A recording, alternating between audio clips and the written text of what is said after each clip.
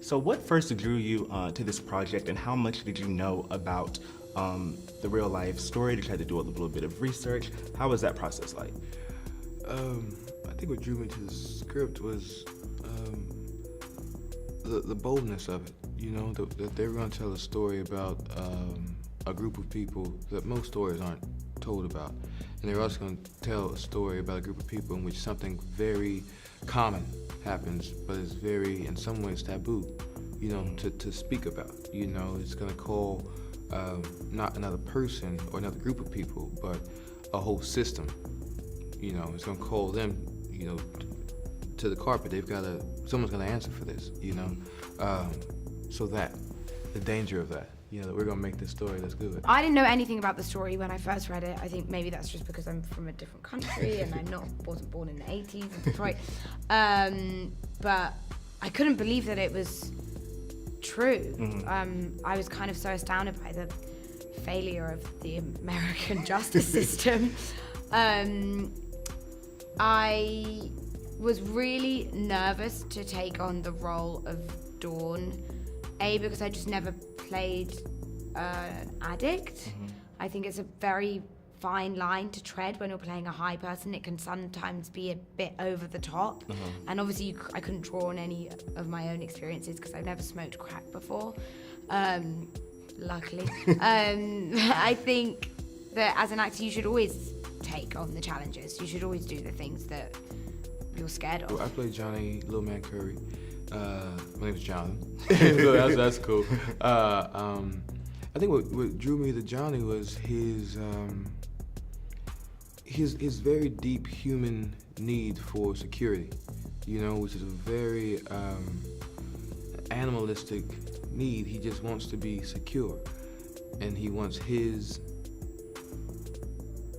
things, his people, his community to be secure, and the lengths in which he is willing to achieve that, you know, even putting himself in danger to keep others secure, financially, socially, physically, you know, and the fact that his occupation is, you know, drug dealer,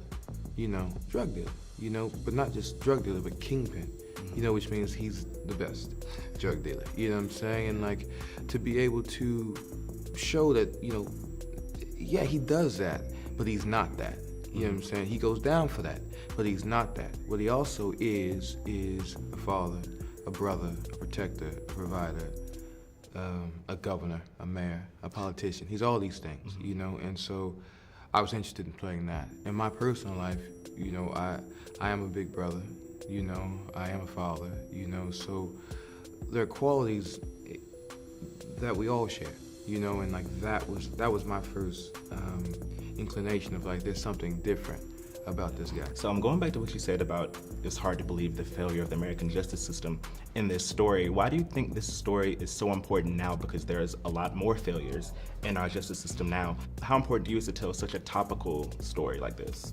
I think that, yeah, the themes of the failure of the justice system, gun crime, drug abuse, those are all themes that are very pertinent to our times now.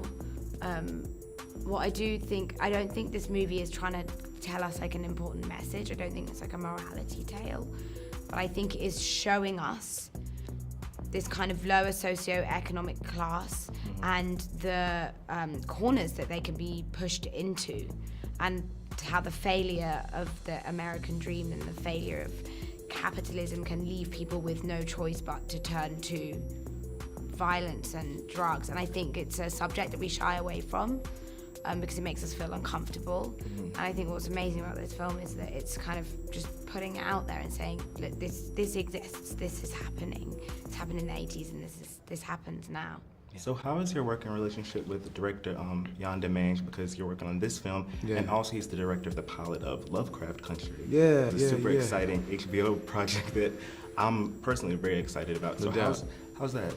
Jan and I have a great working relationship. I can't say enough about him, but what I would say is that he's a purist to the art form.